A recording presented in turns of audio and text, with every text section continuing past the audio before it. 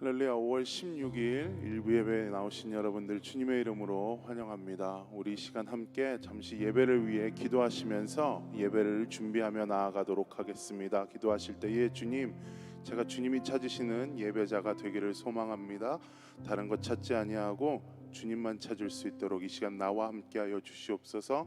함께 기도하며 나아가도록 하겠습니다. 사랑하는 주님 아버지 하나님, 주님 자리 가운데 나와 다시 한번 우리 주님의 전에 다시 한번 불러주신 그 주님의 은혜를 감사드리며 나아갑니다. 이 시간 다른 것 구하지 아니하고 주님만, 주님의 은혜만, 아버지 주님께서 채워주시는 그 하늘의 신령한 상급만 바라며 나아가는 시간이 지금 이 시간이 되기를 소망하오니 아버지 예배드리는 자들 마음 가운데 함께하여 주시고, 무엇보다 우리 마음이 정말 주님만 높이기 원하는 갈급한 마음, 정말 갈증이 있는 마음, 배고픈 마음 아버지 되게 하여 주셔서 주님께서 부어주시는 은혜 가운데 거하게 하여 주시기 원합니다. 주님 함께 하여 주시옵소서.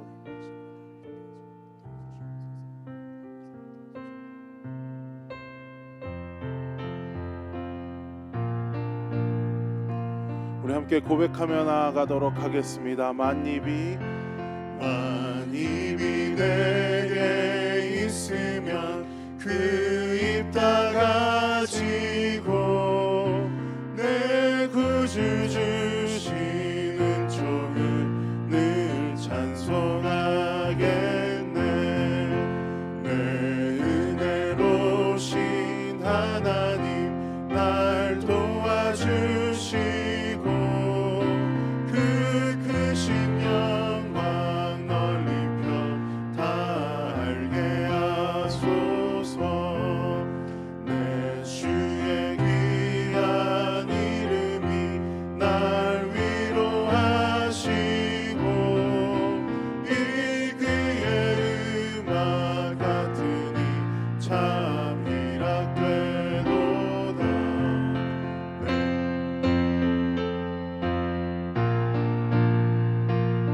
이 사절로 고백합시다. 내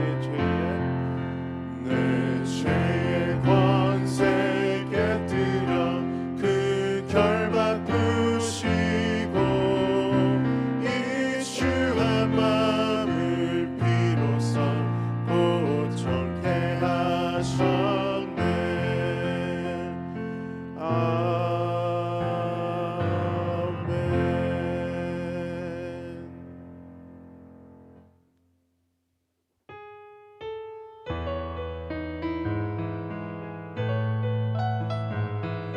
박수 치시면서 즐거운 마음으로 주님을 찬양하며 나아갑시다. 내 진정 사모하는 친구가 되시는 구주 예수님은 아름다워라. 산 밑에 백합화요 빛나는 새벽별 주님 영원할 길 알 수 없도다. 내 맘이 아플 적에 그 위로 되시며 나 외로울 때 좋은 친구라. 주는 저 산 밑에 백화 빛나는 새벽별 이 땅 위에 비길 것이 없도다. 내 맘의 모든 염려 이 세상 고락도 주님 항상 같이 하여 주시고 시험을 당할 때에 악마의 계교를 즉시 물리치사 날 지키시네. 온 세상 날 버려도 주 예수 안 버려 끝까지 나를 돌아보시니 주는 저 산 밑에 백합 빛나는 새벽별 이 땅 위에 비길 삼절로 고백하며 나아갑시다. 내 맘을 다하여서 주님을 따르며 길이 나를 사랑하시니 불이 두렵지 않고 창검도 겁없네. 주는 높은 산성 내 방패시라. 내 영혼 먹이시는 그 은혜 누리고 나 친히 주를 뵙기 원하네. 주는 저 산 밑에 백합 빛나는 새벽별 다시 고백하실 때는 앉은 자리에서 일어나서 고백합시다. 내 진정 사모하는 친구가 되시는 구주 예수님은 아름다워라. 삶 밑에 백합하여 빛나는 새벽별 주님 영원할 길 알 수 없도다. 내 맘이 아플 적에 그 위로 되시며 나 외로울 때 좋은 친구라. 주는 저 산 밑에 백합 빛나는 새벽별 이 땅 위에 비길 것이 없도다. 사랑하는 주님, 이 자리 가운데 우리가 모여서 다시 한번 주님을 찬양하며 주님의 말씀 듣기를 소망하는 자리 가운데 모였습니다. 우리가 방금 고백한 가사의 고백처럼 우리의 입과 우리의 마음을 다하여서 예배드릴 수 있는 귀하고 복된 시간이 지금 이 시간이 되게 하여 주시옵시고, 이 시간 가운데 예배드리며 나아가는 모든 자들 주님께만 집중하고 주님께만 의지하여서 주님께 예배드릴 때에 우리의 영혼이 소생케 되어지는 놀랍고 복된 역사가 일어나게 되어질 수 있도록 우리 예배 가운데 함께하여 주시옵소서. 감사드리며 모든 말씀 우리를 권하신 예수님 이름으로 기도했습니다. 아멘. 우리 함께 이 시간 하나님께 우리의 믿음을 고백하겠습니다. 전능하사 천지를 만드신 하나님 아버지를 내가 믿사오며 그 외아들 우리 주 예수 그리스도를 믿사오니 이는 성령으로 잉태하사 동정녀 마리아에게 나시고 본디오 빌라도에게 고난을 받으사 십자가 박혀 죽으시고 장사한 지 사흘 만에 죽은 자 가운데서 다시 살아나시며 하늘에 오르사 전능하신 하나님 우편에 앉아 계시다가 저리로서 산자와 죽은 자를 심판하러 오시리라. 성령을 믿사오며 거룩한 공예와 성도가 소리통하는 것과 죄를 사하여 주시는 것과 몸이 다시 사는 것과 영원히 사는 것을 믿사옵나이다. 아멘. 여호와는 나의 목자시니 내게 부족함이 없으리로다. 그가 나를 푸른 풀밭에 누이시며 쉴만한 물가로 인도하시는도다. 내 영혼을 수생시키시고 자기 이름을 위하여 의의 길로 인도하시는도다. 내가 사망의 음침한 골짜기로 다닐지라도 해를 두려워하지 않을 것은 주께서 나와 함께 하심이라. 죄의 지팡이와 막대기가 나를 안위하시나이다. 주께서 내 원수의 목전에서 내게 상을 차려주시고 기름으로 내 머리에 부으셨으니 내 잔이 넘치나이다. 내 평생의 선하심과 인자하심이 반드시 나를 따르리니 내가 여호와의 집에 영원히 살리로다. 아멘. 우리 이 시간 하나님 앞으로 나아가서 저희들의 마음을 하나님께 드리며 함께 기도하겠습니다. 하나님께서 1년 중 가장 화창한 날씨를 주시고 하루하루 우리들에게 건강을 주셔서 하나님을 찬양할 수 있는 선물을 주신 것에 감사합니다. 이 생명으로 오늘 주일 사랑하는 아버지 앞에 왔사오니 하나님께서 오늘 예배를 통하여 영광받아 주시옵소서. 새로워진 심령을 통하여 우리의 삶이 하나님의 능력으로 덮이게 하여 주시고 주님과 함께 동행하는 이번 한 주가 기쁨으로 가득 찬 성령님과 함께 벌리는 축제가 될 수 있도록 은혜 베풀어 주시옵소서. 같이 기도하겠습니다. 항암 치료 중인 분들이 계십니다. 수술을 하시고 치료 중인 분들 하나님께서 한 분 한 분 만나주시고 하나님의 보혈 묻은 오른손으로 회복시켜 주시옵소서. 믿음을 가지고 같이 기도하겠습니다. 29일과 30일 개최되는 베델 사랑 축제를 통해서 교회 짓기 준비와 또한 모든 바자회가 성공적으로 개최될 수 있도록 같이 마음을 모아서 기도하겠습니다. 세계적으로 지금같이 혼란스러울 때가 없는 것 같습니다. 인도와 세계 각지가 코로나 확산으로 어려운 가운데 있는데 하나님께서 도와주시고 멈추게 해주시기를 기도합니다. 아버지 하나님, 군사적으로 긴장 상태가 고조되고 있는 이스라엘과 하마스가 휴전하게 하여 주시고 그 땅 가운데 평화가 임할 수 있도록 같이 마음을 모아서 주여 함께 부르짖고 기도하겠습니다. 주여. 아버지 하나님, 이 시간 함께 저희들 나와 하나님께 기도합니다. 우리의 부르짖는 소리를 들어주시고 하나님께서 주님 하나님의 놀라운 은혜로 응답해 주시기를 원합니다.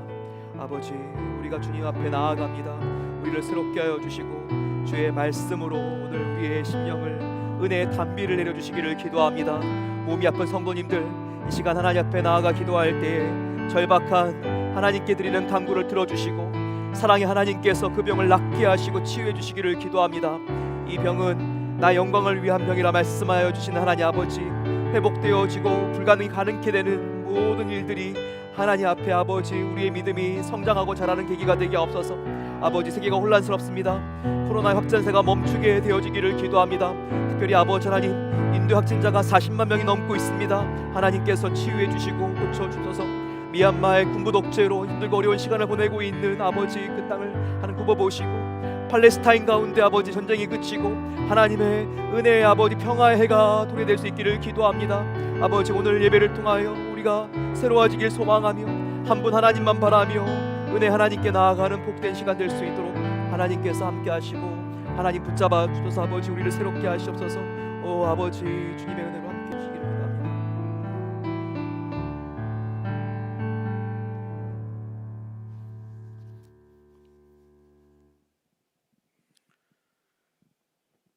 사랑과 은혜의 하나님 아버지, 죄로 인하여 죽을 수밖에 없는 우리를 사랑해 주셔서 독생자 예수 그리스도를 내어주신 사랑으로 많은 사랑이 많으신 하나님의 그 크신 사랑과 은혜에 감사하며 찬양과 영광을 올려드립니다. 오늘도 거룩하고 복된 주일을 허락하시고 성전과 각자의 처소에서 온라인으로 예배를 드릴 수 있도록 인도하여 주시니 참으로 감사드립니다. 지난 한 주간을 돌아보면 우리들의 생각과 말과 행동이 주님의 뜻과 달랐던 일들이 많았음을 고백합니다. 주님이 맡기신 사명을 잊고 주님이 허락한 시간과 재능을 나의 것인 양 우리 자신의 욕심만을 채우며 살아왔음을 고백하오니 우리 허물과 죄악을 주님의 십자가 보혈로 깨끗이 씻어 주시옵소서. 하나님 아버지, 전 세계가 코로나 바이러스로 인하여 어려운 상황 속에 있습니다. 특별히 인도를 불쌍히 여겨 주시옵소서. 고 이충식 선교사님의 유가족과 판카스 선교사님 가족을 하나님이 주신 지혜로 가장 좋은 방법으로 환자들을 치료하게 하시고 하나님께서 원하시는 방법으로 코로나 바이러스가 사라지게 하시며 속히 백신이 전 세계에 원활히 공급되어 코로나 사태가 종식되고 우리 일상이 회복되게 하여 주시옵소서. 슬픔을 당한 가정이 있습니다. 유족들은 헤어짐으로 슬픔이 클 텐데 주님께서 유족들을 친히 위로하여 주시며 하늘나라의 소망을 품는 유가족들과 우리 모두가 되게 하여 주시옵소서. 육신의 어려움으로 힘들어하시는 성도님들이 있습니다. 겪고 있는 고통과 병으로 힘들게 싸우는 성도님들을 주님의 따뜻한 사랑으로 감싸주시어 온전히 낫게 하여 주시옵소서. 5월의 가정의 달을 맞아 오늘 저녁 가정의 달 세미나를 합니다. 팬데믹 시대의 자녀 교육과 여성의 사명이라는 제목으로 최애서 사모님이 지금으로 말씀을 전하실 때 큰 은혜의 시간이 되게 하여 주시옵소서. 또한 교육부와 EM의 일부 대면과 온라인 예배를 붙들어 주시고 예배하는 모든 예배자들에게 은혜를 허락하여 주시옵소서. 베델 비전 채플, 은혜 채플, 저희 채플이 하나님과 함께 하는 영적 가족이 모이는 곳이오니 마음대로 뛰어노는 어린아이의 웃음소리가 그치지 않고 청소년들의 찬양소리가 그치지 않고 청년들의 기도소리가 그치지 않는 다음 세대를 위한 처소가 되게 하여 주시옵소서. 또한 건축된 비전 채플을 통하여 지역사회와 열방을 아름답게 섬길 수 있도록 길을 열어주시고 베델 교인들이 함께 호흡하며 소통하며 나누며 베푸는 은혜의 공간이 되게 하여 주시옵소서. 5월 29일과 30일은 베델 사랑 축제가 있습니다. 지금까지 베델 교회에 주신 은혜로 베델 사랑 축제에 은혜 주실 줄 믿고 감사드립니다.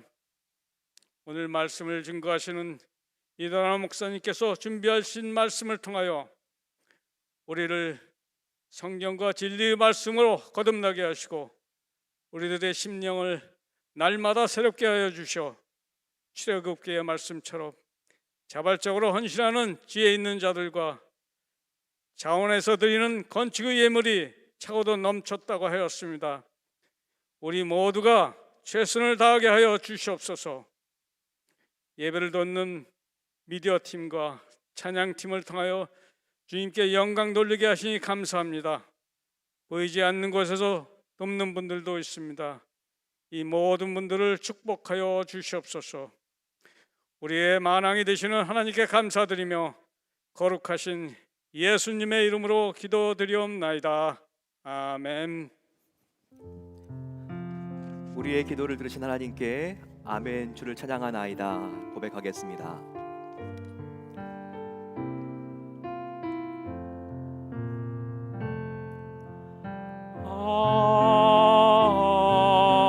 아멘 주를 찬양하나이다.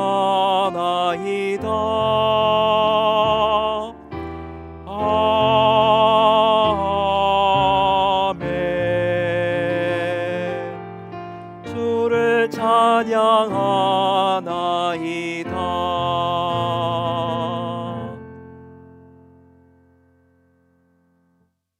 성도 여러분 오늘 잘 오셨습니다. 진심으로 환영합니다. 오늘 같이 준비한 소식과 광고를 나누도록 하겠습니다. 너무나 아름다운 계절입니다. 화창한 햇빛을 받은 장미가 봉우리를 터뜨리는 가장 아름다운 포틀랜드의 정경을 누릴 수 있는 시간입니다. 우리 성도님들 더욱더 마음속에 큰 기쁨을 가지고 오늘 하나님께 나아가 예배하는 복된 시간 되기를 소망합니다. 오늘 대면 예배와 온라인 예배로 함께 접속해서 예배 드리시는 모든 분들을 축복합니다. 자녀분들도 예배 드릴 수 있도록 격려해 주시면 고맙겠습니다. 오늘 저녁에는 아주 참 특별한 세미나가 있습니다. 저녁 7시 30분 최에스더 사모님을 우리가 함께 온라인에서 만나서 귀한 말씀을 나눕니다. 복음성가 작가이시고 그리고 또 좋은 베스트셀러 책들의 저자이신 최에스더 사모님은 자녀 교육과 그리고 여성의 사명에 대해서 이 코로나 시대 때 어떻게 해야 될지 참 이렇게 분명한 우리들에게 답과 이정표를 제시해 줄 것입니다. 우리가 함께 온라인에서 함께 만날 수 있는데요. 전 교인 카톡방에 올라오는 링크에 접속해 주시면 클릭해 주셔서 강의를 들으시러 함께 접속하실 수 있습니다. 함께 찬양팀과 미디어팀 그리고 통역을 섬겨주실 분들을 계속 우리가 모집하고 있습니다. 이런 찬양과 미디어 그리고 또 통역에 마음 있으신 분들은 이광은 전도사님께 연락해 주시면 감사하겠습니다. 5월달은 가정과 교회를 가장 우리가 함께 사랑하는 특별한 한 달입니다. 특별히 5월 마지막 주말인 29일과 30일 날 저희 교회 특별한 사역이 있습니다. 바로 베델 사랑 축제입니다. 베델 러브 페스티벌은 저희들이 함께 4가지로 준비하는 너무나 귀한 사역입니다. 첫 번째는 교회에서 함께 바자회를 합니다. 그동안 교회가 보유하고 있었던 가구를 이 지역 사람들에게 함께 나누면서 저희들이 바자회를 하게 됩니다.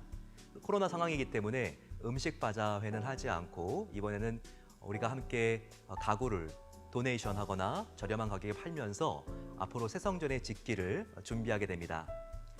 두 번째는 저희 교회를 깨끗하게 청소하는 대청소가 진행됩니다.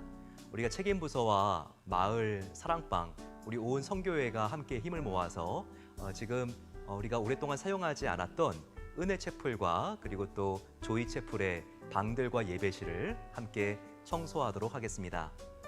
그리고 세 번째는 공동개발구역에 대한 비전 전시회를 합니다. 교회 오시게 되면 놀이터나 또 은혜채플의 중고동부실, 청년부실, 사랑부실과 같은 공간들은 아직 마무리가 되지 않은 것을 볼 수 있을 것입니다. 저희들이 함께 이 공간들을 아름답게 단장을 해서 우리의 모든 성도님들이 편하게 쓸 수 있는 휴식과 안식의 공간으로 준비하게 될 것입니다. 그 계획들을 우리가 30일 1부부터 3부 예배 전후에 함께 우리가 홍보를 하고 전시를 함으로써 꿈을 함께 키울 수 있는 시간이 될 것입니다. 마지막으로 네 번째는 하나님께 우리가 성전의 헌물을 준비하는 시간입니다.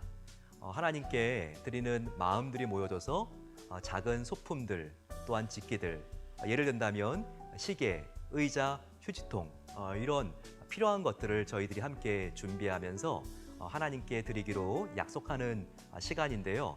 저희들 하나님과 교회를 사랑하는 마음으로 이 베델 사랑의 축제를 통하여 더욱더 우리 마음속에 하나님을 향한 사랑이 더욱더 가득해지시기를 소망합니다. 유아자 권사님의 남편이시고 유영만, 유영진 집사님의 아버지가 되시는 고 유상규 집사님께서 지난 12일 주님의 부름을 받으셨습니다. 유가족들을 위해서 함께 기도해 주시면 감사하겠습니다. 이 시간 함찬복 권사님과 임영숙, 박지은 집사님께서 주께서 주신 동산에 이 찬양으로 하나님께 영광 올려드리겠습니다.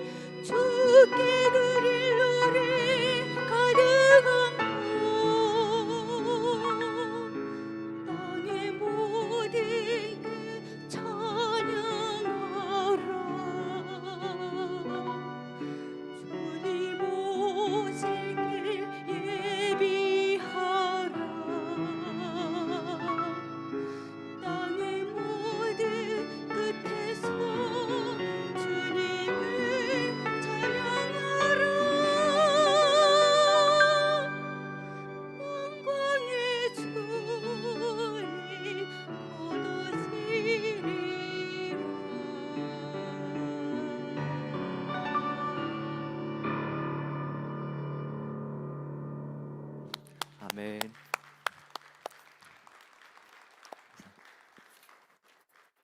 귀한 찬양 감사합니다. 얼마나 아름다운 찬양인지요. 저희도 함께 하나님 말씀 나누겠습니다. 은혜 받으신 하나님 말씀은 출애굽기 36장 2절부터 7절까지의 말씀입니다. 우리 다 같이 함께 봉독해 보겠습니다. 출애굽기 말씀 36장 2절부터 7절까지의 말씀을 함께 한 절씩 교독하도록 하겠습니다. 구약 성경 138페이지에 있는 말씀입니다.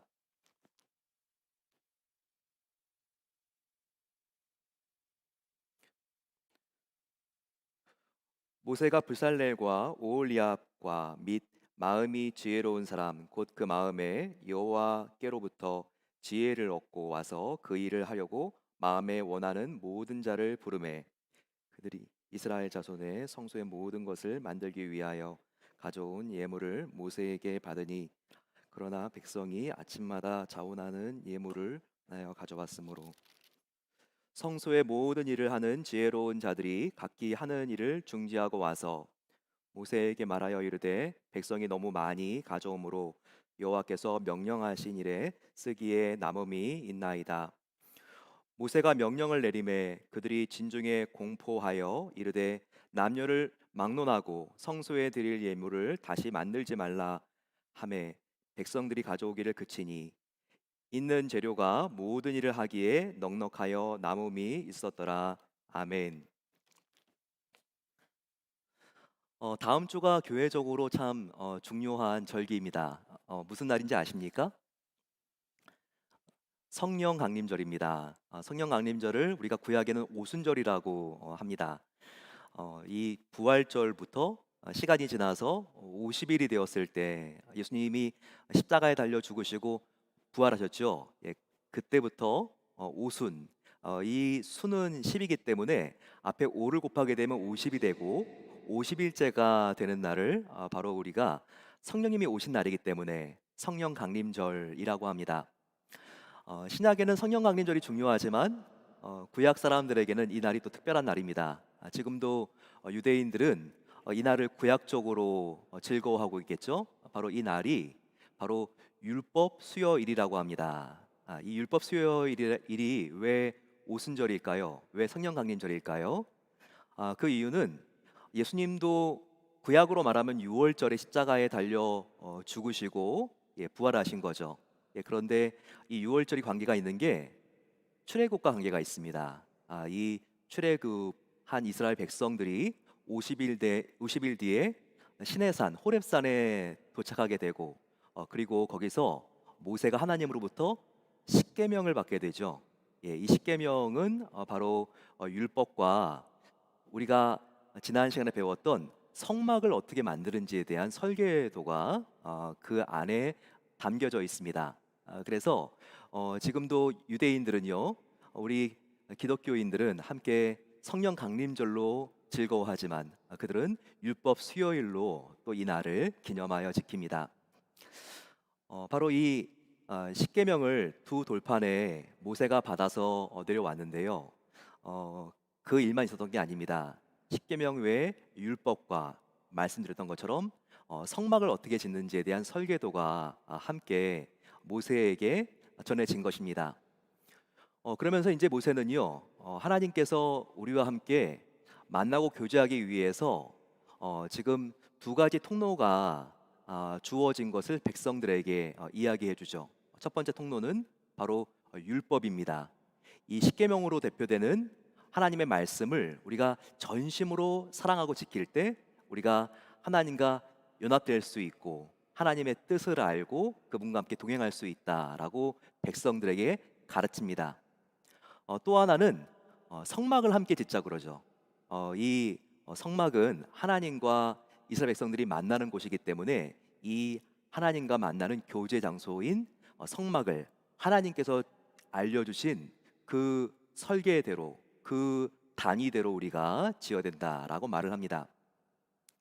우리가 이런 모든 내용들을 보게 되면요, 특별히 하나님이 얼마나 저와 여러분들을 사랑하는지를 알 수 있습니다.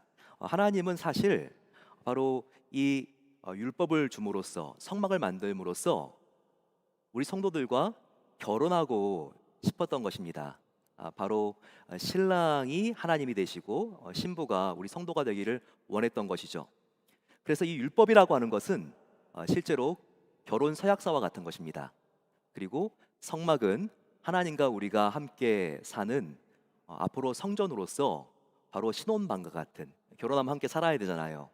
신혼방과 같은 바로 그런 공간으로 하나님께서 우리와 만나고 싶었던 것입니다. 따라서 우리는 오늘 같이 이 성막 부분을 2주 전에 우리가 성막을 함께 배웠는데 나머지 부분들을 함께 배우려고 하는데요. 이 성막의 지성소 부분을 함께 우리가 살펴봄으로써 하나님이 우리와 얼만큼 더 가까워지기 원하시는지 함께 살펴보기로 합니다. 우리가 함께 성막을 보게 되면요, 이 안에 하나님이 얼마나 우리를 사랑하시고 또 우리를 위태로운 죄로부터, 인생의 환난과 고통으로부터 구원해 주시기를 원하시는 사랑의 하나님인지가 그 성막의 구조와 그리고 제사 방법을 통하여 아주 자세하게 나타납니다. 지금 보시는 것과 같이 성막은 전체적인 정령은 이렇게 지금 생겼습니다. 우주보다 크신 하나님께서 정말 작은 아이의 마음 속에도 임재하신다고 했죠.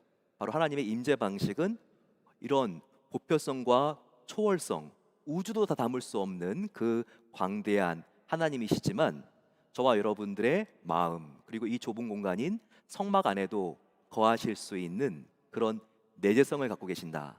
초월성과 내재성을 함께 갖고 계신 하나님의 임재 방식에 대하여 저희들이 이 성막을 보면서 느낄 수 있어야 합니다. 이 성막을 보시게 되면 12지파, 약 장정수만 60만 명이 넘는 이 사람들의 수많은 텐트 정중앙에 위치해 있습니다. 성막의 구조가 그렇죠. 그것처럼 하나님은 우리와 가장 가까이 우리의 중심이 되어 주셔서 우리를 인도하기를 원하시는 아버지 하나님이십니다. 성막을 조금 더 가까이 본다면 이와 같은 4개의 다른 색깔의 덮개가 있는 것을 알 수 있습니다. 이것은 무엇을 의미하는가? 예수님을 만난 성도들의 변화 과정을 의미한다고도 볼 수 있습니다. 첫 번째 덮는 천은요, 지금 어두운 해달 가죽입니다. 이것은 예수님을 만나기 전에 죄로 오염된 우리의 어두운 심령, 바로 이 죄된 모습을 보여주고 있죠. 그 다음에 어떤 천이 나옵니까? 그 색깔은 바로 숫양으로 그리고 붉은색으로 이렇게 물을 들인 천이 나옵니다. 바로 예수님의 보혈을 구속사적으로 의미한다고 볼 수 있습니다. 세 번째, 그 안에 있는 천은 무엇입니까? 이 색깔은 흰색이죠. 바로 염소의 가죽입니다. 예수님의 보혈로 정결하게 된 우리 성도의 모습을 우리에게 보여주고 있죠. 그리고 그 안에는요, 가장 세련되고 아름답고 화려한 천이 나옵니다. 이것은 붉은색과 하얀색을 꼬아서 만든 그리고 그 무늬에 천사가 수놓아져 있는 그런 천입니다. 이것은 예수님을 만나고 예수님의 보혈로 죄가 사하여진 다음에 하나님과 동행했을 때 영광스럽게 변화되어 가는 성도의 성화와 영화 과정을 우리에게 보여준다고 말할 수 있습니다. 이제 그 안으로 들어가 보겠습니다. 그 안으로 들어가게 되면 이제 2개의 방이 나오죠. 성소와 지성소, 바로 이 방으로 구별되어 있고 큰 방은 성소라고 한다고 말씀을 드렸습니다. 이 성소에는요, 일반 제사장들이 들어갈 수 있습니다. 매일매일 들어가서 아침 저녁으로 그들은 이 안에 있는 3가지 기구, 떡상과 향단과 촛대를 관리하고 그들이 이것을 매니지하는 역할을 하게 됩니다.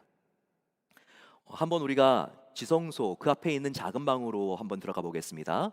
그 앞을 휘장이라고 하는 천이 가려지고 있는데 바로 예수님께서 우리의 모든 죄를, 예수님의 육체를 십자가에서 찢으셨을 때 바로 이 성전에 있는 휘장도 함께 찢어졌다고 말씀을 드렸죠. 그리고 하나님께 우리가 언제든지 소원함만 있다면 직접 나아갈 수 있는 교제와 기도와 예배의 길이 확 트였다는 것을 우리가 함께 배웠습니다. 이 안을 들어가게 되면요, 이 작은 방은 가로와 세로와 높이가 다 4.5m, 바로 10규빗이 되는 정육면체 방입니다. 다 이 가로 세로 높이가 같아요. 이 지성소에는 1년에 단 한 사람밖에 들어갈 수 없습니다. 대제사장이 들어가는 방이죠. 이 지성소에 있는 굉장히 중요한 물건이 있죠. 하나님이 임재하신다고 여겨졌던 바로 언약궤였습니다. 이 특별한 언약궤 안에는요, 특별히 세 가지 물건이 있죠. 자, 이것을 기억하십니까? 이 세 가지 물건은 돌판에 새겨진 십계명, 아론의 쌍난 지팡이, 또 하나 만나가 든 항아리가 들어가 있습니다. 다 광야같이 고단한, 힘들고 어려울 수 있는 성도의 삶 가운데 하나님이 함께 하신다는 것을 보여주는 광야의 기념품들입니다.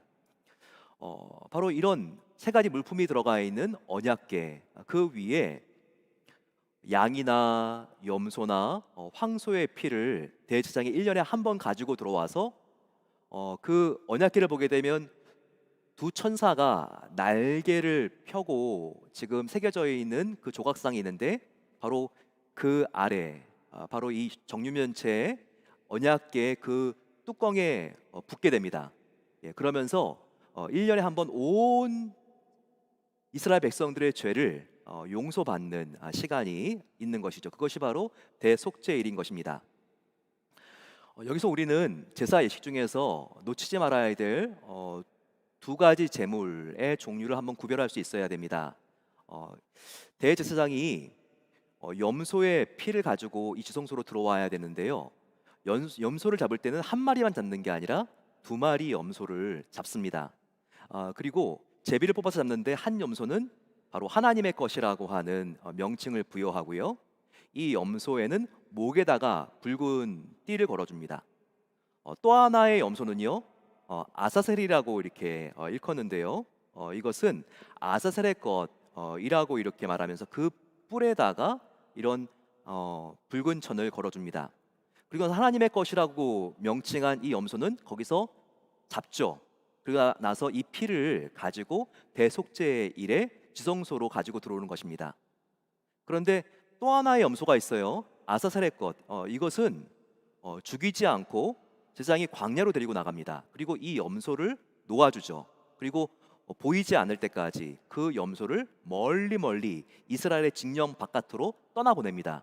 결국 이 염소는 정처 없이 이 광야를 떠돌아다니다가 낭떠러지에 떨어져서 죽을 수도 있고, 또 맹수에게 잡혀 먹을 수도 있습니다. 자, 이 아사셀의 것이라고 하는 염소는 무엇을 의미할까요? 지성소에서 한 마리의 염소가 우리의 모든 죄인들의 피를 대신해서, 그 염소의 피, 나중에는 이것이 예수 그리스도의 보혈을 상징하게 되죠. 이것을 우리에게 속죄의 의미로 이렇게 보여지는 그런 염소의 피인 것이죠. 하지만 또 하나의 광야로 나가는 바로 이 아사셀의 것이라고 하는 염소는요, 바로 이렇게 우리가 예수님의 피로 죄를 사함받게 되었을 때 우리의 죄가 어떻게 되는지를 상징적으로 보여주는 것입니다. 예수님의 보혈로 우리가 완전히 용서받게 되면 바로 우리의 죄는, 그리고 죄로 초래되는 사망과 저주는 바로 동과 서가 만날 수 없는 것처럼 우리로부터 멀리 떠나게 되죠. 보이지 않는 정도가 아니라 이제 우리가 예수님의 피로 대속을 받게 되고 구원을 받게 되면 이제 성도는 그 죄의 결과인 영원한 사망과 저주와 심판으로부터 완전히 이제는 분리되고 멀어지고 이제는 작별하게 되는 것을 바로 이 염소가 우리에게 보여주고 있는 것입니다. 이와 같이 성막의 구조와 이 안에서 드리는 제사의 방법은 하나님의 구속의 은혜가 무엇인지, 앞으로 예수 그리스도가 십자가에 달려 죽으시는 바로 그 예표로서 우리에게 보여진다는 것입니다. 이 성막 성전은 하나님의 사랑의 은혜로 가득 차 있다는 것을 우리가 발견하게 되는 것입니다. 이와 같은 하나님과 만남의 장소, 성막을 처음 짓게 되었을 때 이스라엘 백성들은 얼마나 감격에 찼을까요? 그들은 정말 기뻐했습니다. 이집트의 압제와 넘실거리는 이 홍해의 바다로부터 구원해 주신 그 하나님이 그토록 고맙고 감사했던 것입니다. 그래서 그들은 이 성막을 짓는 데 필요한 헌물을 자원해서 드립니다. 그리고 그 마음을 보시고 하나님께서 그들을 정말 기뻐하시고 축복하는 내용을 오늘 우리가 우리의 본문에서 알 수 있습니다. 그러면 우리가 나의 죄를 위하여 십자가에 죽으시고 나를 영원한 삶을 주신 그 하나님께, 그리고 지금까지 나의 인생에서 나를 지켜주시고 보호해주신 그 하나님께 우리가 감사드리고 헌신하는 바른 자세는 무엇일까요? 오늘 우리가 그 바른 자세를 세 가지로 같이 한번 살펴보기를 원합니다. 첫 번째, 하나님께 자원해서 헌신할 때 하나님은 가장 기뻐하는 것을 알 수 있습니다. 하나님은 억지로 헌신하는 것이 아니라 우리가 우리의 시간과 노력과 봉사와 물질을 들여 하나님 헌신할 때 즐겁게 헌신하는 것을 하나님은 제일 기뻐하십니다. 오늘 본문을 보면요, 반복해서 나오는 단어들이 있습니다. 한번 보실까요? 마음이 감동된 자, 자원하는 자, 그리고 마음에 원하는 자, 이와 같은 표현들이 계속해서 반복되고 있는 것을 볼 수 있습니다. 출애굽기 35장 21절과 22절, 29절을 보게 되면요, 마음이 감동된 자와 자원하는 자 모든 자가 와서 회막을 짓기 위하여 그 속에서 쓸 모든 것을 위하여 예물을 가져다가 여호와께 드리니 마음에 자원하는 남녀는 누구나 여호와께서 모세의 손을 빌어 명령하신 모든 것을 만들기 위하여 물품을 드렸으니 이것이 이스라엘 자손이 여호와께 자원하여 드린 예물이니라 라고 나와 있습니다. 앞서 말씀드렸듯이 이스라엘 백성들이 하나님께 하나님의 구원받으신 그 은혜를 감사할 때는요, 정말 자원하는 마음으로, 기쁜 마음으로 자기의 최선의 것을 드림으로써 하나님을 기쁘시게 했습니다. 저와 여러분들도 하나님을 위하여 작은 부분이라도 드릴 때 이와 같은 감사와 하나님의 은혜를 향한 고마운 마음이 있습니까? 이것이 있어야 되는 것을 오늘 본문이 우리에게 알려주고 있습니다. 사도 바울도 고린도후서 9장 7절 말씀에 고린도 교인들에게 이렇게 말하고 있죠. 각각 그 마음에 정한 대로 할 것이요 인색함으로나 억지로 하지 말지니 하나님은 즐겨내는 자를 사랑하시느니라 라고 말씀하고 계십니다. 이와 같은 하나님의 마음은요, 부모와 자녀와의 관계를 우리가 생각하게 되면 금방 이해할 수 있습니다. 한번 우리가 가정해 봅시다. 부모에게 두 자녀가 있습니다. 한 자녀는요, 무엇을 부탁해도 항상 진실하고 충성되게 섬깁니다. 웃으면서 아버지, 어머니, 제가 기꺼이 도와드리겠습니다. 그리고 일을 마친 다음에도 뭐 좀 더 도와드릴 거 없나요? 이렇게 말하는 자녀들이 있죠. 얼마나 기특합니까? 또 어떤 자녀는요, 내가 시키지도 않았는데 벌써 하기 싫은 표정이 나타나는 자녀가 있죠. 예, 그런 자녀들한테는 우리가 좋은 기회를 주고 싶어도 드리기가 참 어려운 것입니다. 하나님도 마찬가지입니다. 하나님께서는요, 정말 하나님께서 부탁했을 때 정말 기뻐하면서 즐거워하면서 작은 일이라도 충성하는 바로 그와 같은 자녀를 하나님께서 정말 기뻐하신다는 거예요. 그리고 자원하는 마음으로 최선을 다하여 섬겼을 때 또 다른 좋은 기회를 주기를 기뻐하십니다. 바로 그것이 고린도후서 9장 8절에 나타나 있죠. 하나님의 약속입니다. 하나님이 능히 모든 은혜를 너희에게 넘치게 하시나니 이는 너희로 모든 일에 항상 모든 것이 넉넉하게 하여 모든 착한 일을 넘치게 하려 하심이라 라고 말씀하고 있습니다. 여기에는 하나님의 축복의 선순환이 나와 있습니다. 우리가 하나님을 기쁘시게 섬겨드릴 수 있으면 하나님은 바로 그 자녀를 축복해 주시는 것이죠. 무엇을 위해서 여기 보게 되면 나 혼자 잘 먹고 잘 사는 이기적인 삶이 아니라 모든 착한 일에 넘치게 하기 위해서, 즉 하나님의 자녀들인 이웃들을 더 잘 섬길 수 있는 그런 기회를 하나님께서 계속해서 허락해 주신다는 것입니다. 하나님의 자녀를 우리가 잘 섬기는데 또 아버지이신 하나님은 얼마나 기뻐하시겠습니까? 그러면 그렇게 섬길 수 있는 기회를 우리에게 또 주시고 또 우리가 하나님께 기뻐드리고 이와 같은 선순환이 계속해서 일어난다는 거예요. 그러니 우리의 삶이 얼마나 이럴 때 보람 있고 기쁘고 즐겁겠습니까? 하나님께서는 우리가 자원해서 즐거 헌신하게 되면 기쁨과 사랑과 은혜로 우리의 인생을 풍성하게 해주십니다. 바로 그분이 우리 하나님인 것을 믿고 저희들이 더욱더 풍성한 삶을 누리기 위해서 더욱더 우리가 나누고 베푸는 삶에 관심을 갖고 실천할 수 있어야 합니다. 지금 살펴보고 있는 이 지금 고린도 후서 말씀을 우리가 보게 되면요, 이 지금 본문 내용에 헌금에 대한 굉장히 중요한 내용이 나와 있습니다. 바로 그것은 9장 10절과 11절 부분이죠. 우리 한번 이 부분을 한번 읽어보겠습니다. 10절과 11절 부분 시작. 심는 자에게 씨와 먹을 양식을 주시는 이가 너희 심을 것을 풍성하게 하시고 너희 의의 열매를 더하게 하시리니 너희가 모든 일에 넉넉하여 너그럽게 연보함은 그들이 우리로 말미암아 하나님께 감사하게 하는 것이라. 여기 보게 되면요, 하나님께서 심는 자에게 무엇을 주신다고요? 두 가지, 씨와 먹을 양식을 주신다고 지금 이렇게 말씀하고 있습니다. 이 비유를 통해서 지금 사도 바울이 고린도 성도들에게 가르쳐주고 싶은 게 있는 거예요. 제가 어렸을 때 친할머니가 전원으로 이렇게 이사 가신 적이 있었는데요. 옥수수를 키우셨습니다. 그런데 그 앞에 옥수수 밭이 있는데 또 이 할머니 할아버지의 집에 그 지붕 밑을 보게 되면 이렇게 색깔이 일반 옥수수하고는 다른 검은색인 알록달록한 그런 옥수수가 이렇게 걸려 있는 것을 보았습니다. 어렸으니까 아무것도 몰랐죠. 이렇게 색깔이 다양한 저 옥수수 정말 먹고 싶다. 마치 선악과를 계속 따먹고 싶은 하와처럼 그렇게 계속 바라보고 있으면서 저 옥수수는 왜 안 삶아 주실까 이런 생각을 했습니다. 근데 저 옥수수 삶아주면 큰일 나죠.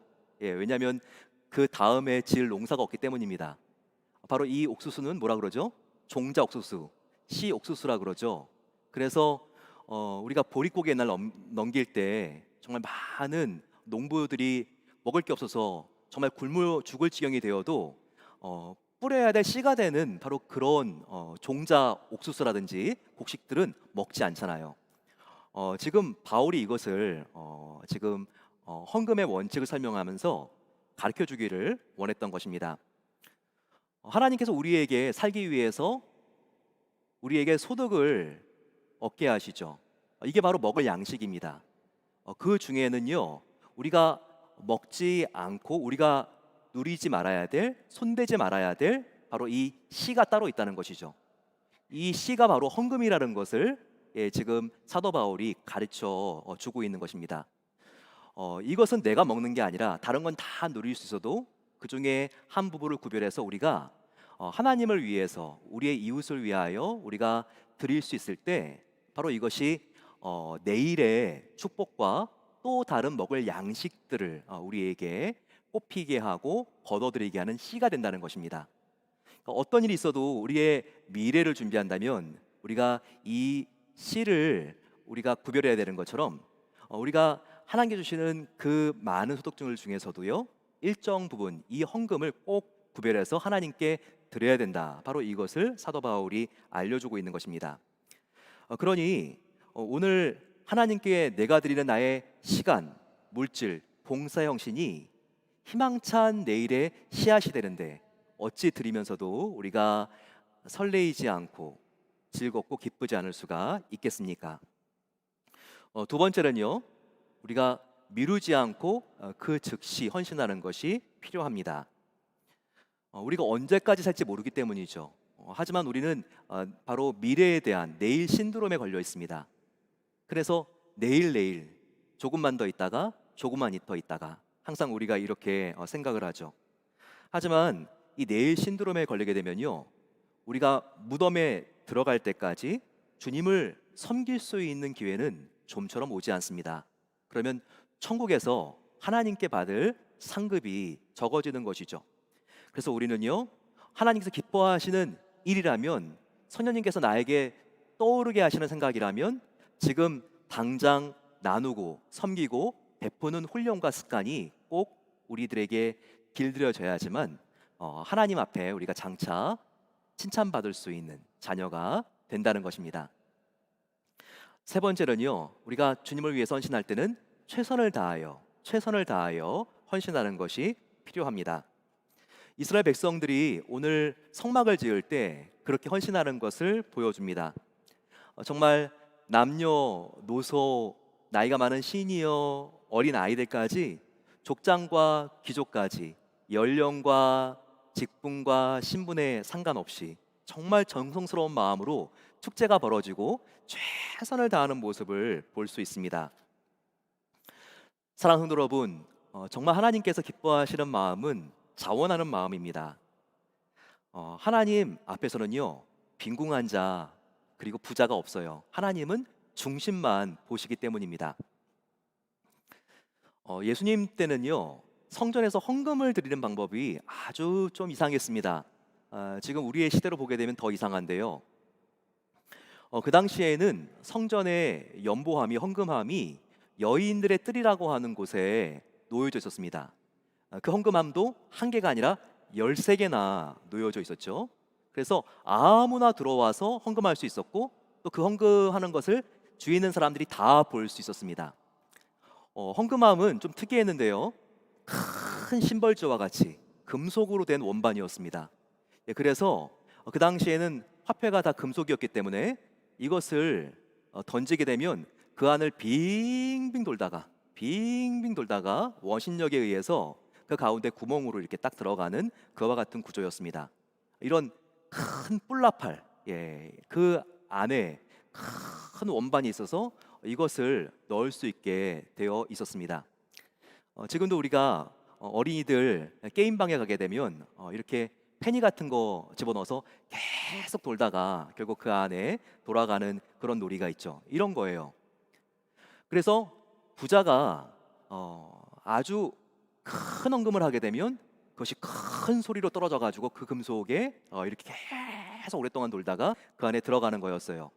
그런데 그와 같은 부자가 큰 헌금을 하나 했습니다. 근데 공교롭게도 그 다음 헌금하는 사람이 굉장히 가난한 사람이었어요. 과부에다가 여자였습니다. 그래서 이 여자는요, 지금으로 하면 2페니, 2전을 집어넣죠. 바로 랩돈 2개를 거기에 집어넣게 됩니다. 거기 주위에 있는 사람들이 소리만 들어도, 야, 정말 하찮은 헌금을 했군, 이런 것들을 다 마음으로 짐작할 수 있었던 거예요. 모든 주위에 있는 사람들이 이 여인을 비웃고 창피를 주고 있는 이 분위기 속에서 예수님께서 말씀하신 것입니다. 어떻게 말씀하셨죠? 저 여자가 누구보다도 큰 액수를 헌금한 것을 너희가 아느냐? 바로 그 이유는 저 여인은 자기의 모든 재산을 넣었기 때문이다 라고 말씀하셨습니다.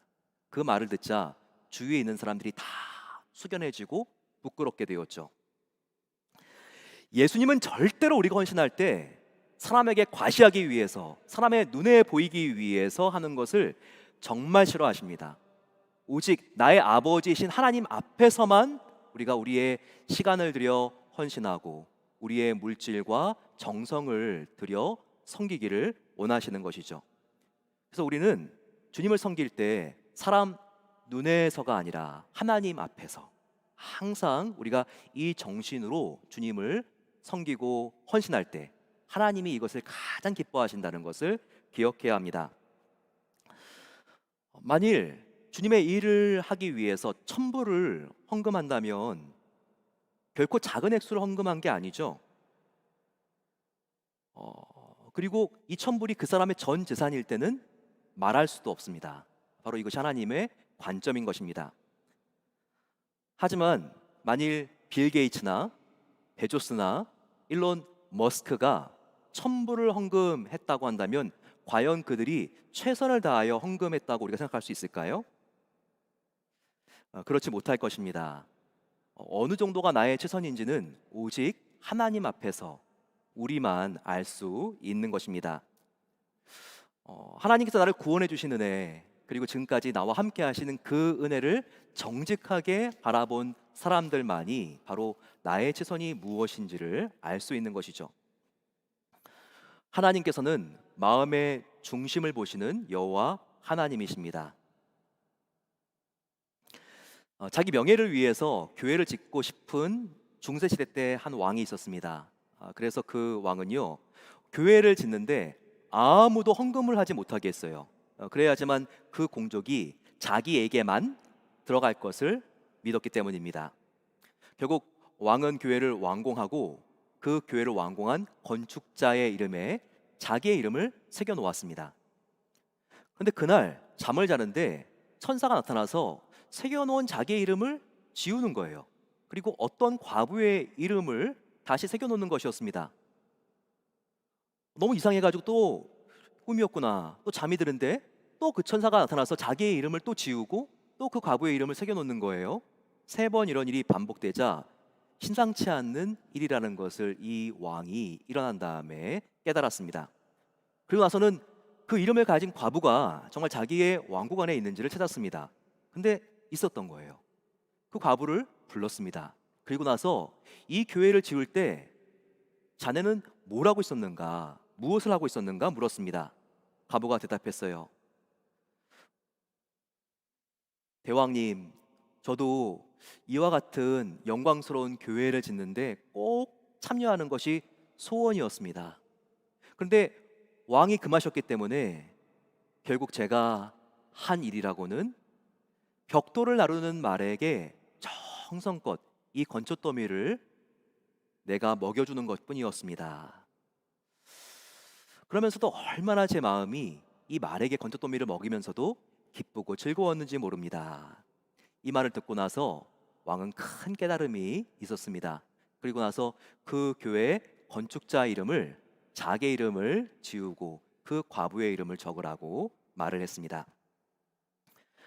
하나님께서는요, 정말 우리가 헌신할 때 억지로가 아니라 큰 일이든 작은 일이든 정말 가장 자원하는 마음으로 기쁘고 즐겁게 헌신하는 것을 하나님께서는 보고 계시고 그 자세를 기뻐하십니다. 항상 중심을 감찰하시고 보시는 그 하나님 앞에서 항상 깨끗하고 솔직 담백한 신앙생활을 계속 이어가게 되시기를 축원합니다. 제가 몇 달 전에 설교에도 나눈 적이 있지만 저희 베델 비전 센터를 완공하고 나서 감사의 제목들을 간추려서 이렇게 저의 SNS, 소셜 미디어에 이렇게 남긴 적이 있습니다. 정말 너무나 감사한 거예요. 그 10가지를 이렇게 생각해 보게 되면요, 제가 소셜 미디어에 이렇게 남겼는데, 완전한 주님의 시간표 속에 성전을 건축하게 하신 것을 감사드립니다. 본래 계획보다 공사가 1년 늦게 시작되었는데 만일 공사가 조금이라도 일찍 시작되었다면 완공하자마자 코로나 사태를 맞게 되어서 교회가 1년간 완공을 했어도 문을 열 수 없을 만큼 힘들었을 것입니다. 두 번째, 또한 공사가 조금이라도 더 늦게 시작되었다면 이미 코로나 사태가 시작되었기 때문에 중간에 공사할 엄두가 나지 않아서 건축은 중단되었고 공사는 코로나 사태 이후로 훨씬 늦게 늦춰졌을 것입니다. 또한 만일 건축이 코로나 사태 이후로 연기되었다면 그동안 목재와 자재값이 너무나 많이 올라서 처음 계획했던 비용으로는 도저히 완공하는 것이 불가능했을 것입니다. 완전한 타임에게 공사를 시작하게 하신 하나님께 감사합니다. 세 번째 감사, 공사 시간에 코로나 상황인데도 실내 근로자들의 건강을 지켜주셔서 공사가 멈추지 않게 해주신 것에 감사합니다. 네 번째, 또한 여름에 극심한 오레곤의 산불 속에서도 공사가 중단되지 않게 하여 주시니 감사합니다. 다섯 번째, 작년과 올해 비가 많이 오지 않아서 공사에 차질이 없게 하신 것을 감사합니다. 여섯 번째, 공사 비용이 부족한 것이 아니라 반대로 코로나 사태가 올 것을 예상하지 못했을 때도 비용이 부족해서 지을 수 없을 것 같았던 2층 공사까지도 모두 완공할 수 있도록 재정을 넉넉하게 채워주신 하나님께 감사합니다. 7번째, 공사 허가를 받기 위한 지역 공청회를 100% 주민의 찬성 속에 마치게 하신 것을 감사합니다. 더욱 교회가 위치한 알로아 시티에 무슬림 책임자가 임명되기 전에 공사 허가를 받게 해주셔서 방해를 받지 않게 해주신 것을 감사합니다. 8번째, 좋은 설계와 감독회사 그리고 CD 레딩과 같은 시공회사를 만나게 하시니 감사합니다. 9번째, 파킹락 기도회와 은혜의 시간을 통해서 지난 1년간 성도의 기도와 말씀에 동참함으로써 세상의 방법이 아닌 영적인 방법으로 교회가 완공되게 하시니 감사합니다. 마지막 10번째, 코로나 사태 이후 1년 만에 첫 대면 예배를 부활절에 새 성전에서 드릴 수 있도록 모든 시간을 주관해 주신 하나님께 감사드립니다. 베델비전 센터는 오직 하나님이 이루신 기적의 역사요 우리 평생 최고의 간증이 될 것입니다. 주님이 하셨습니다. 주님 홀로 이 모든 영광을 받으시옵소서. 얼마나 돌아보면 돌아볼수록 정말 하나님의 기적이 일어난 겁니까? 정말 최근에 건축 현장에서 일하고 있는 분들이나 집에서 리모델링을 하고 있는 분들 저에게 와서 이렇게 말씀하시는 거예요. 목사님, 홈디포를 가보세요. 정말 건축 자재 값이 장난이 아니게 올랐습니다. 어떤 목재는요 3배가 넘게 올랐어요. 목사님, 정말 코로나 사태가 끝난 다음에 건축을 하려고 했으면요 저희는 도저히 시작할 수가 없었을 것입니다. 이렇게 말씀하시는 분들이 있으세요. 정말 하나님께서는요 이스라엘 백성들이 진군을 시작을 할 때 홍해를 열어주시고 진군을 마치자마자 홍해를 닫아주신 것처럼 그런 기적을 바로 저희 베델교회에 베풀어 주셨어요. 건축을 시작하니까 모든 불가능한 여건들, 즉 코로나 사태가 시작이 되고 비용도 부족한 그 상황 속에서도 모든 건축할 수 있는 기회를 건축을 시작하니까 다 열어주셨어요. 그리고 건축을 딱 마치고 나니까 어떻게 됐죠? 이 모든 기회를 닫아주시고 계신 거예요. 참 얼마나 놀라운 하나님의 은혜와 기적입니까? 좀 우리 이렇게 감사한 하나님께 우리 여기 와서 지금 예배를 드리고 있는데 우리 감사의 박수 영광을 올려드리겠습니다. 너무 감사해요 정말. 네, 이건 정말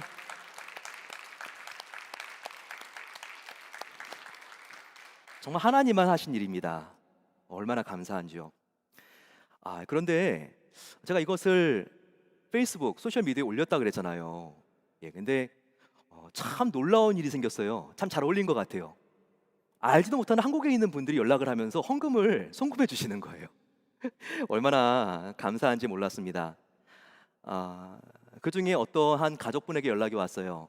이분은 1930년도에 돌아가신 아버지가 순천의 순천 제일교회의 초대 장로님이었는데 교회 건축을 하셨다고 이렇게 하시는 분입니다. 그런데 이 소셜미디어에 저의 글을 읽고 너무나 마음속에 감동이 되었다는 거예요. 그래서 친척들을 다 모았대요. 그리고 나서 오레곤 베델교회라는 곳이 포틀랜드에 있는데, 포틀랜드 잘 모르겠지만 우리가 함께 그 고마운 아버지를 기억하고 우리가 헌금을 보내자. 그래서 연락을 하셨습니다. 그러면서 그분이 베델교회 건물에 붙이는 사인, 바로 이 간판과 그 앞에 있는 마뉴먼 사인을 이렇게 내가 해주고 싶습니다. 지금 보이시는 사진과 같이 이 부분들을 순천에 있는 그 교회 친척들이 이렇게 무명으로 이렇게 헌금을 해주셔서 이렇게 지금 부착이 되고, 이 마뉴먼 사인도 이제 곧 이 헌금으로 저희들이 교회에 들어오는 바로 그 주차장 입구에 우리가 만들게 될 것입니다. 또 선교지에서 은퇴하시고 한국으로 돌아오신 선교사 부부가 연락을 해주셨어요. 이분도 역시 SNS에 10가지 기도에 저의 감사의 제목을 듣고 연락하셨습니다. 그러면서 정말 이렇게 어려운 일을 코로나 이런 상황 속에서 끝낸 게 너무나 하나님의 은혜로 다가온다는 거예요. 그래서 이 한국에 계시는 선교사 부부가 목회자들의 사무실에 집기와 가구와 그리고 거기 있는 모니터들, 이런 모든 부분들을 다 이렇게 해드릴 수 있도록 본인이 헌금하겠습니다. 그래서 이 부분을 보내주셔서 이렇게 2층에 교육자실이 이렇게 단장이 되었습니다. 교육자님들이 얼마나 좋아하는지 몰라요. 뭐 이런 일이 있을까 싶은데 제가 듣자니까 여기가 좋사오니, 그러면서 집보다 여기가 좋으니까 퇴근하는 것이 싫다고 이렇게 말씀하시는 교육자님도 요즘 있다고 들었습니다. 얼마나 감사합니까? 우리가 지금 완공한 다음에 벌써 석 달이 지나서 그렇지요. 우리가 이 교회 교인이라서 이렇게 익숙해져서 벌써 그렇지. 우리가 하나님만 해주신 그 은혜를 자칫 잘못하면 우리가 잊어버릴 수도 있다는 거예요. 외부 사람들은 보면 정말 이렇게 하나님의 기적인 것을 알고 감사함이 넘치는데 우리 성도들인 경우는 이것이 정말 감사하지만 또 금방 이 감동이 식어져서 이것이 정말 하나님의 은혜요 감동이라는 것을, 정말 기적이라는 것을 우리가 잊을 때가 있다는 것이죠. 여러분, 우리가 이런 마음을 가지고 이 5월달 마지막 주일에 베델 사랑의 축제를 하기를 원합니다. 우리가 완공한 하나님의 집이죠. 그런데 우리가 완공한 하나님의 집에, 새로운 집에 우리가 이사 가더라도 내 집에 깨끗하고 또 예쁜 소품들을 준비하고 싶은데, 우리 사랑하는 아버지의 집인데 이런 마음을 좀 이렇게 우리가 함께 가질 수 있다면 이것은 정말 우리가 놓칠 수 없는 너무나 좋은 기회가 될 것 같습니다. 그래서 아직까지 건축에 참여하지 않으신 분들이 계시다면, 그리고 또 근래에 오신 분들이 계시다면 너무나 좋은 기회가 될 것 같아요. 경기가 참 어렵습니다. 그렇기 때문에 우리가 두세 가지 품목을 제외하고는요, 정말 작은 부분들이지만 의미 있는 부분들을 우리가 헌금하는 것을 한번 우리가 약정하는 시간을 가지려고 해요. 그 방에 들어가는 시계, 휴지통, 그리고 나무 한 그루라도 우리가 정성을 다해서 우리가 하나님께 드렸을 때 정말 다른 교회도 아니고 우리가 앞으로 예배드릴 교회인데, 앞으로 시간이 지나면 얼마나 그것을 볼 때마다 우리가 기쁘고 감사가 넘치겠습니까? 다른 사람들은 알 수 없는 다 무명이에요. 하지만 하나님과 나 사이에 비밀이 생기는 것이죠. 사랑의 비밀. 하나님께서 얼마나 그 일을 가치 있게 여기시겠습니까? 그래서 중고등부, 청년부, 영어예배부, 그리고 우리 모든 형제자매님들, 우리가 함께 동참할 수 있는 그런 기회를 함께 준비하려고 합니다.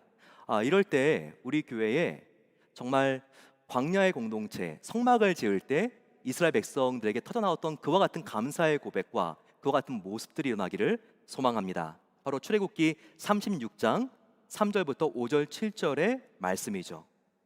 백성이 아침마다 자원하는 예물을 연하여 가져왔으므로 백성이 너무 많이 가져오므로 여호와께서 명하신 일에 쓰기에 남음이 있나이다.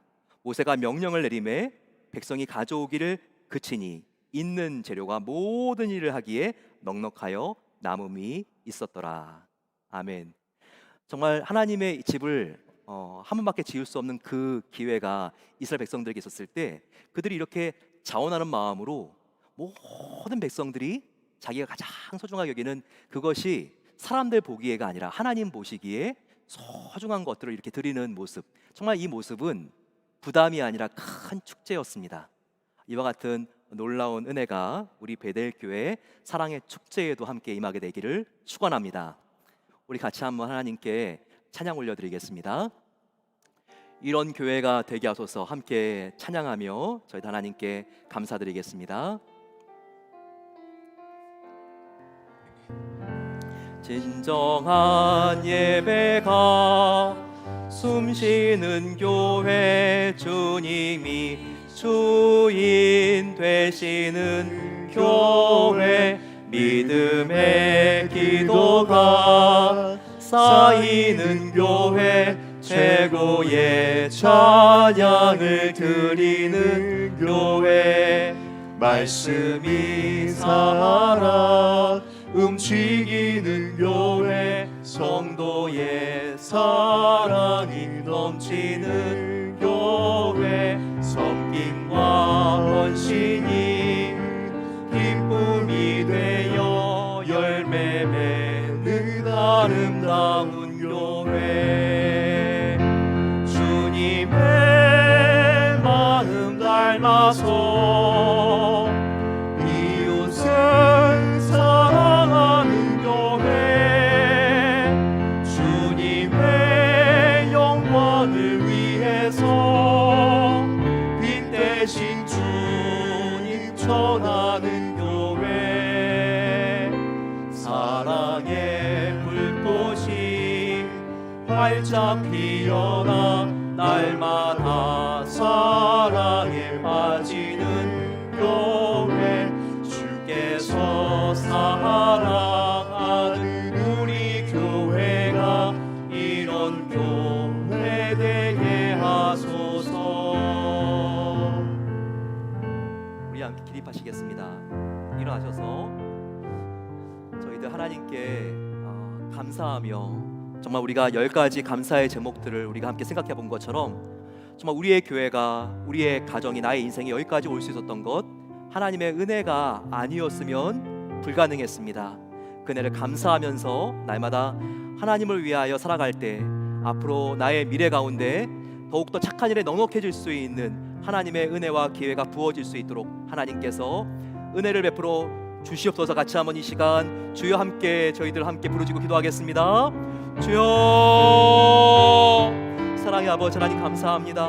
아버지, 정말 오늘 제가 여기에 서 있는 것, 지옥의 자녀가 영광스러운 하나님의 천국의 자녀가 된 것, 아버지 성령님께서 나와 함께 계시고 나의 마음 가운데 끊임없는 사랑의 벗이 되어서 인도해 주시는 것 다 하나님의 은혜입니다. 날마다 아버지 주의 영광을 위하여 살아갈 수 있도록 도와주시고, 아버지 하나님 이제는 더욱더 우리가 내가 모으는 삶보다 나누는 삶에 관심을 가지고 더욱더 주님을 위하여 살아갈 수 있도록 도와주시기를 기도합니다. 그래서 아버지 하나님 우리의 삶이 더욱더 선한 일에 연연력 있게 하여 주시고 주의 영광을 위하여 살아갈 수 있도록 은혜를 베풀어 주셔서 감사합니다. 함께 해주시기 바랍니다. 은혜로우신 아버지 하나님 감사합니다. 하나님께서 지금까지 지내온 것 다 하나님의 은혜인 것을 오늘 말씀을 통하여 우리에게 알려주시니 감사합니다. 아버지, 감사할 때 우리의 삶이 능력이 생기고 막힌 앞에 있는 길들이 열려지는 것을 믿습니다. 하나님 앞에 감사할 수 없을 때 감사하는 것은 기적의 문을 여는 열쇠인 것을 믿습니다. 이 시간 그렇게 고백하고 나아가는 모든 성도님들의 삶 가운데 하나님의 놀라운 은혜를 하나님께서 채워주시기를 소망하며 기도합니다. 하나님께 예물을 올려드립니다. 오늘 드린 이 예물을 통하여 하나님께서 생명의 역사를 일으켜주시고 성교사님들이 새 힘을 얻고 하나님의 놀라운 영원한 천국의 사업들이 마무리되어질 수 있는 은혜를 베풀어 주시옵소서.